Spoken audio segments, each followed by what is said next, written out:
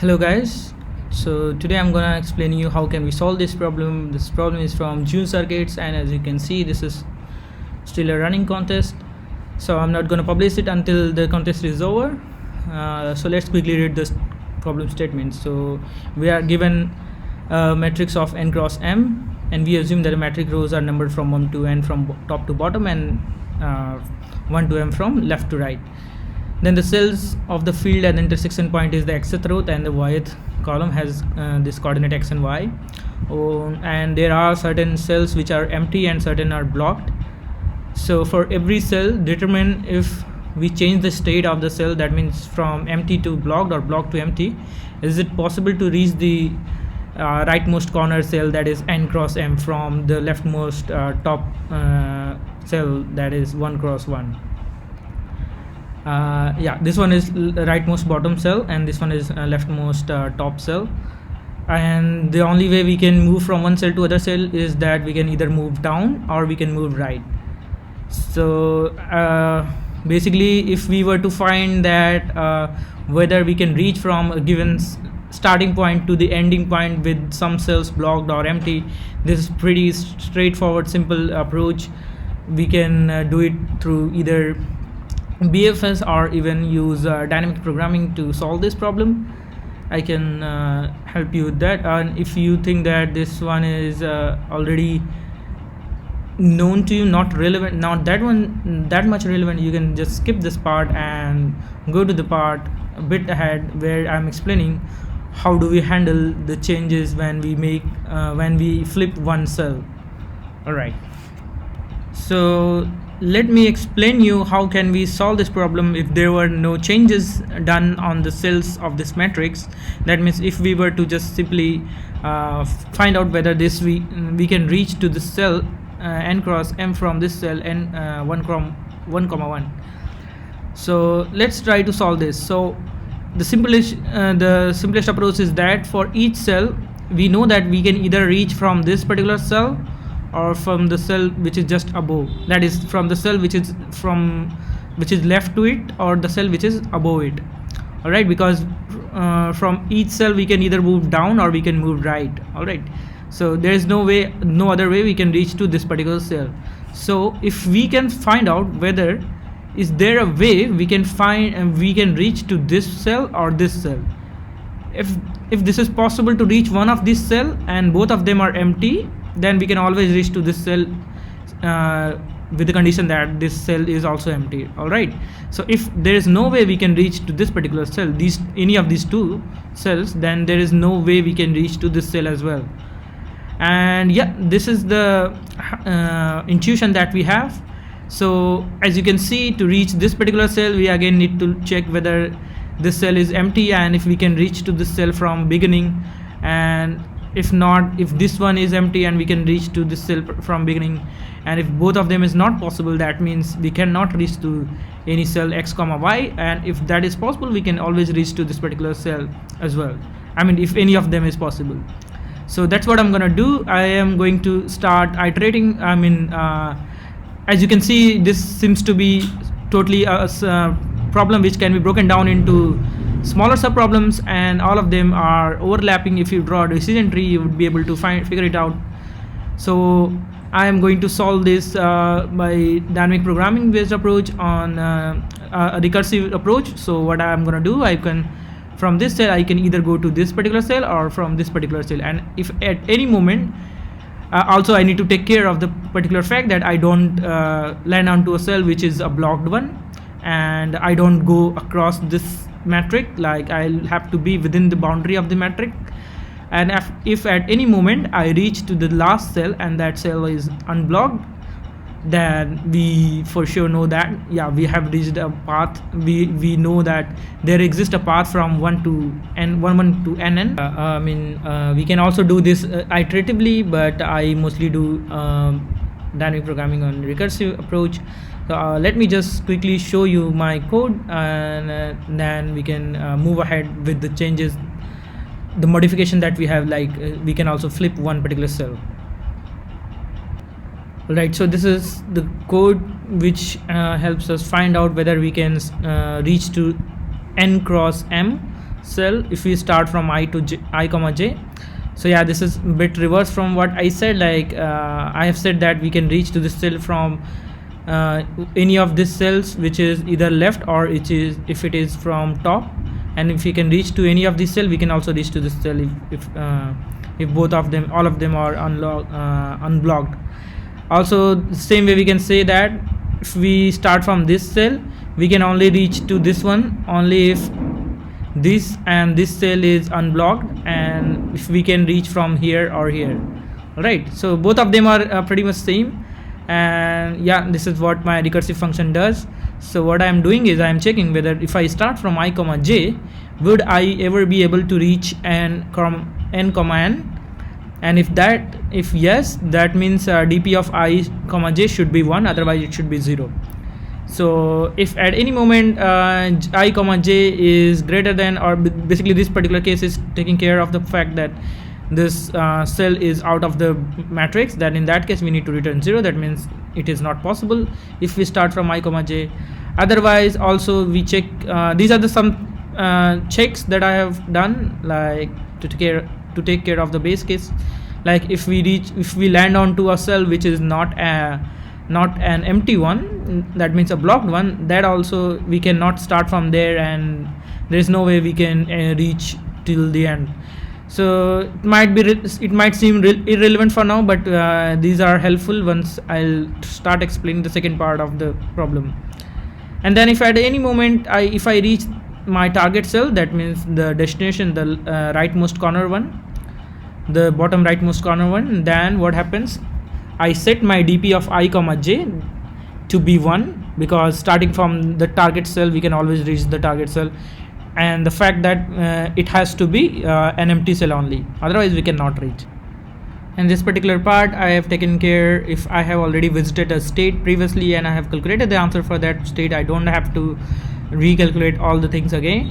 I have initialized my dp table with -1 to identify whether I have already seen a state or not. If it is -1, that means I haven't seen. If it is not -1, that means this particular state has already been calculated, and I should return the answer from the calculated one.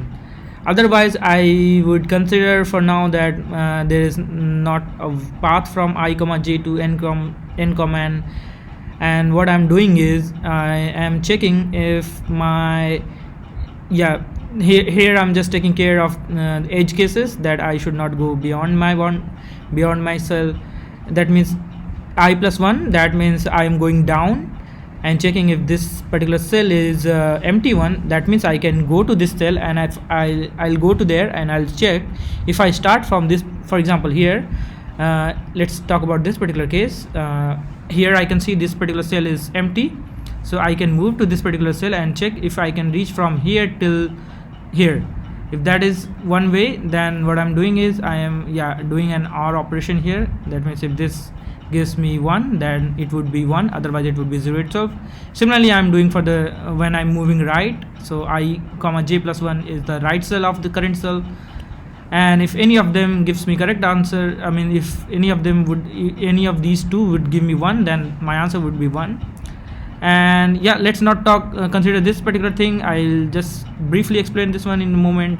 And yeah, once I have calculated the answer, I am storing it into my dp state and returning it. So that's how you can figure out whether you can reach from any cell I comma j to this particular cell n comma m. So now let's talk about the part where some modifications are allowed. Like we can flip one cell from empty to blocked, or from blocked to empty state, and keep in mind that these states flipping is temporary. That means if we block one cell, it won't be, if we block an empty cell, it won't be blocked forever. If we are going to turn the other cell off or on, this one will get back to its previous state or the original state. All right, so the problem statement asks us is that if we flip this cell off, this one is already blocked, if we make this one empty, is it still possible to reach from 1, 1 to n, m? And if it is, then we will put 1, And otherwise, let's say for example, if this one is blocked, and if we put this one on, and if it is not possible to reach from 1 to n comma n, then we put 0 in that case. All right, so these are just the I'm just assuming, I'm not sure whether they are correct or not. For now I'm just taking an example. Similarly, the case we will handle for empty cells as well. All right, so let's talk about the part when a particular cell is blocked one. So what happens if we turn it into an empty cell? So there can be two cases. The first case is that, let's say this is blocked one, that means this is hash. Then we are currently talking about this one. Then there can be two cases. One case is that even if it was blocked and we were able to reach to n comma m, that means in this case if we were able to reach, so turning this one into an empty cell wouldn't make any difference. So our answer for this one should be 1 when this was blocked one, and even if it is surrounded by number of blocked cell as well or not blocked, there is no answer, there is no effect on the answer if this was already we were able to reach without this cell. All right, but if we were not able to reach without this cell, then there is the case which we need to consider, that maybe possibly this new cell is opening up a new path which can make us reach to the n comma n. All right, so this case is this second case is when originally we were not able to reach from 1 to n comma n. All right, so let's assume that this particular cell is blocked one. All right, so and we were not able to reach from this cell to this cell when this was blocked. So what we are going to this is I'm just taking an hypothetical situation. So just consider that this cell is blocked, and now we are going to turn it into an empty cell. All right, so this is now an empty cell. What can make us reach from here to here? We just need to take care of the fact whether once we go across this one, would there be a path from 1 to n comma n. All right, and to know that, what we need to do is, now that this is already empty cell, we don't need to check whether this cell is blocked or not. We just need to know whether we can reach from here to here or not. All right, there can be some blockers in between which can make us not reach to this particular cell which we just turned on. And if it is possible to reach here, then from here what we can do, we can go here, all right, or we can go here. Then what we can do simply is, if we are able to reach here, and if we can reach to n comma m from this cell, let's call it x, and or this cell which is y, then yes, then our answer is going to be turned into 1. Otherwise it would remain off, like there is no way we can reach even if we turn this cell into an empty cell. All right, so what in brief what we can do is, we can just check whether we can start from 1 and reach this particular cell, the cell which we turn on or like flipped, and if yes, then what we can simply check is from if we can reach from the right cell of it to the end, or from the bottom cell of it to the end of this particular matrix, like the rightmost bottom corner cell. All right, so I know you must be wondering, how do we know whether we can reach from one particular cell to starting from the beginning cell to this particular cell? I will explain you that in a moment as well while explaining my code. So this is pretty much similar to what we were doing while figuring out whether we can reach from 1 or from I comma j to the end of this matrix. Similarly, we can also find how can whether there is a path from the beginning cell to any I comma j cell. All right, so now let's talk about the other part where we will consider turning an empty cell into this blocked cell. All right, so here what we can simply there can also be two cases. So one case is let me just write now that we are considering this case when this is a dot. So there can be one case when we were not able to reach to this particular cell from here if this was an empty cell, and if we were able to reach to this particular cell if this was an empty cell. All right, so here, as you can simply understand from the previous case as well, like this is the simpler one. Like if we are not able to reach from here to here, if this is empty, then blocking this one would make no difference, so we will never be able to reach. So the answer here should remain 0, that means false. And the case when we turn this one on is a bit interesting, and it's interesting because the fact that we know that when this was turned on, like when this was an empty cell, this particular cell is empty cell, and we were still able to reach from here from 1 1 to n comma m.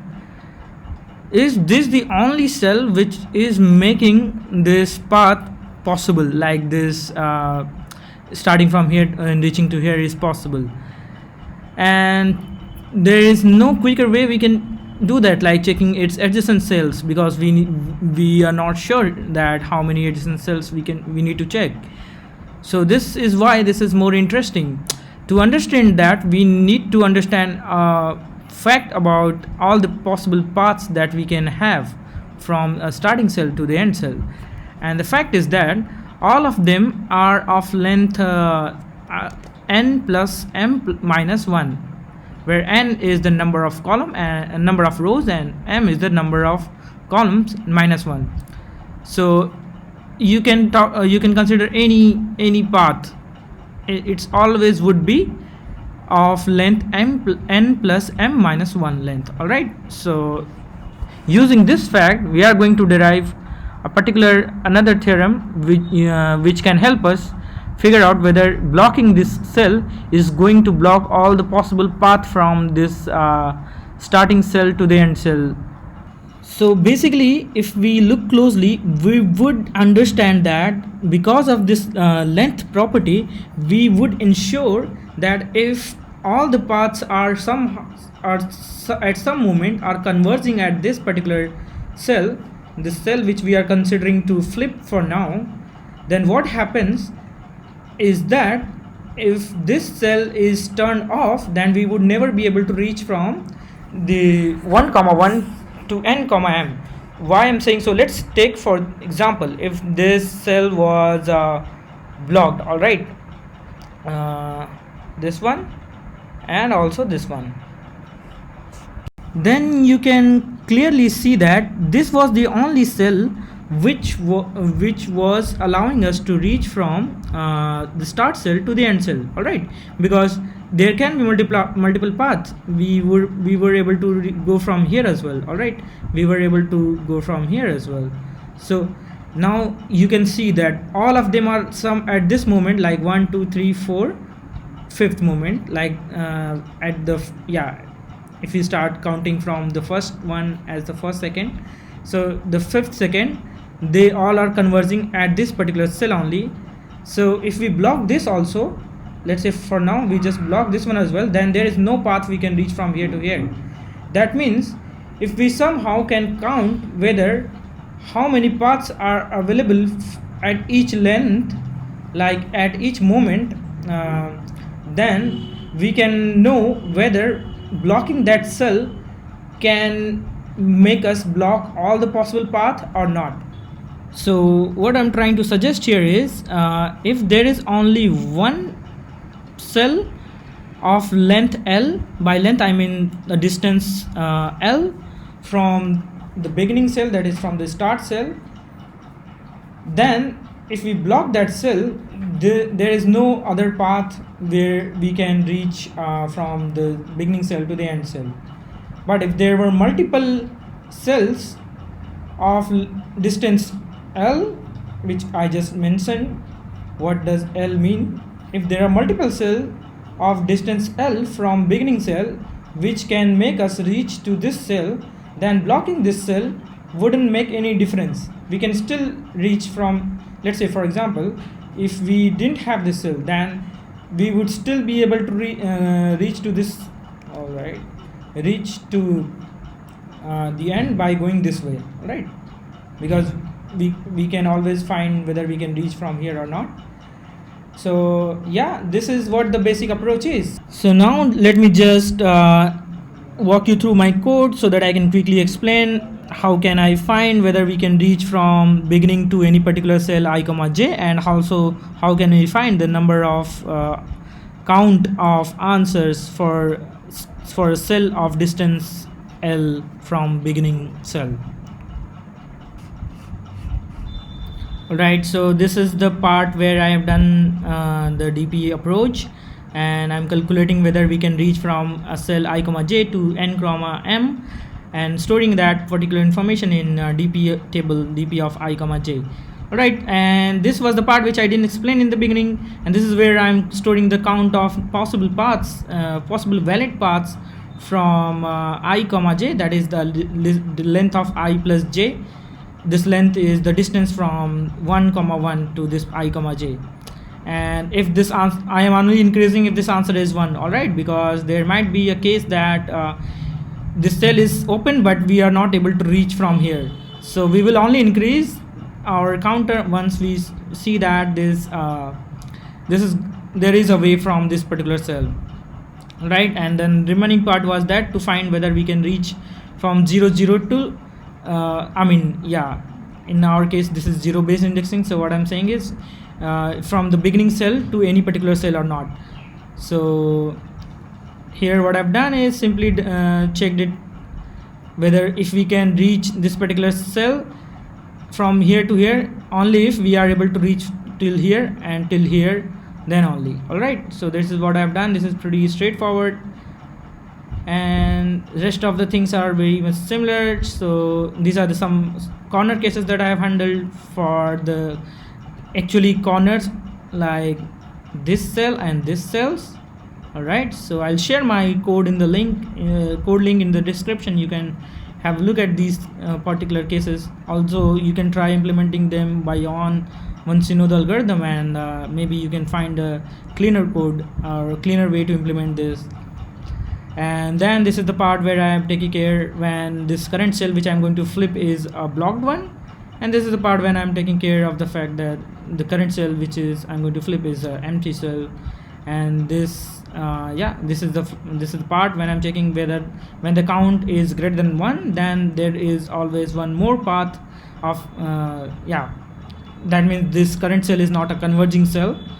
So in that case matrix of I comma j, which would be my answer, should be 1, and in the end I'm printing my answer matrix.